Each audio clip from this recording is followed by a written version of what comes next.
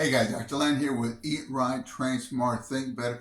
Today we're talking about running slower to burn more fat, jogging slower, walking slower, hiking, biking, dancing slower so you can burn more fat. So many people I work with, they come back and they're always complaining to me that, Doc, I just haven't been burning. I'm not getting the results I want. And especially as far as getting rid of the fat and the flab. And believe me, there is a huge difference between burning calories and burning calories from stored body fat, and that really is the name of the game.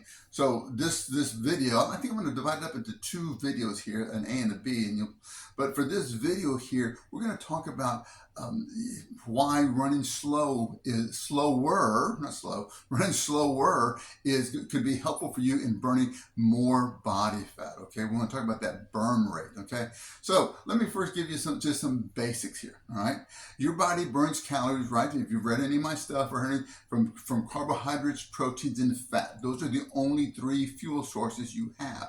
When you do your aerobic workout, you want to burn fat mostly, right? I don't care what you do when you do your strength training or your high intensity interval, whatever that is. I know when I do my high intensity strength training, I don't really care about my heart rate, okay?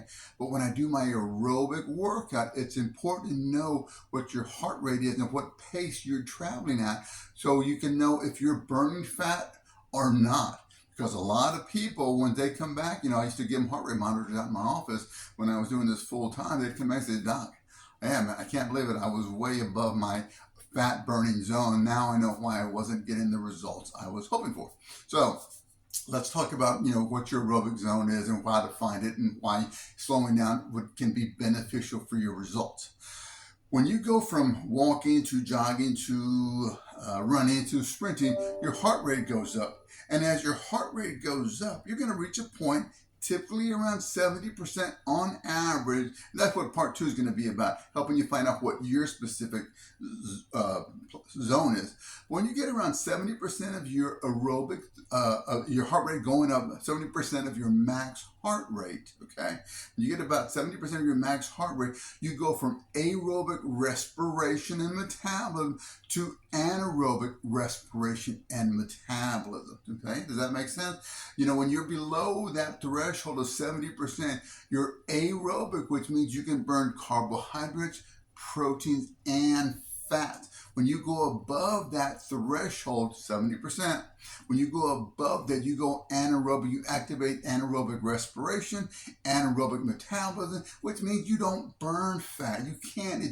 It's physiologically not possible. You can only burn sugars, which are carbs and protein. Yes, guys, proteins are considered sugars when you're moving and when you're working out, right? You need energy fast, and if you don't have enough carbs, and this is really important, if you are like a low carb dieter, if you are skip meals, or you just woke up in the morning, I make sure if it's going to be a hard workout, I have enough glucose, enough carbs in my body so I don't burn protein. I know it's going to be a tough workout. I'm not going to be able to burn fat. I want to make sure I have enough carbs in my body to get through my workout. Otherwise, I'm going to be burning lean muscle protein, and you don't want to be doing that, in my opinion.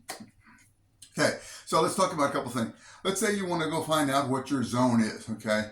Again, if you look at all the books, they're going to tell you take 220 minus your age times it by 70% gives you your aerobic threshold. And all this information is on our website, Dr. Len Lopez, Dr. Len Online, one of the two. If you go, let's say you're a 40-year-old person, I lost track there. If you're a 40-year-old person, let's find what your aerobic threshold is.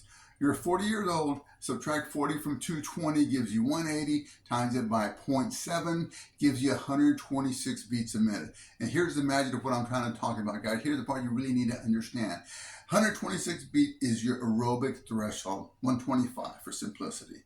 When you stay below 125 at 120, you're aerobic. I'm happy. Hey, Doc, you told me I'm watching my heart rate. I'm seeing it. I'm at 120. I'm in my aerobic threshold. I'm burning fat, right? Yes, you are. However, let me tell you what you need to understand. When you're at just a few points below your threshold at 120 for this 40-year-old individual, when you're at 120, your burn rate, your metabolic burn rate is could be 80-20. 80% of the calories you're burning are coming from carbohydrates and protein. The other 20% of the calories you're burning are coming from fats. Can you see? 80-20, 80%, when you're right just underneath your threshold, yeah, doc, I'm going, but I'm keeping it there. But if you slow it down, let's say you go from 120 down to 105. Again, this is why walking is such a great deal for people. We just take it down to 105. Now your burn rate could literally flip flop. You can now go from an 80-20 to a 20-80. Maybe when you slow down to 105 beats a minute for this 40-year-old example, you're burning 20% of the energies coming from carbs and protein, and 80% of the calories you're burning are coming from fat. Can you see the difference? What I mean? Yeah, you both individuals going at 120 and 105, you're aerobic, but at 105, your metabolic burn rate, you're burning more fat than you are sugars, carbs, and protein. So this is again why slowing down can help you burn more body fat, which is kind of, in my opinion, the name of the game.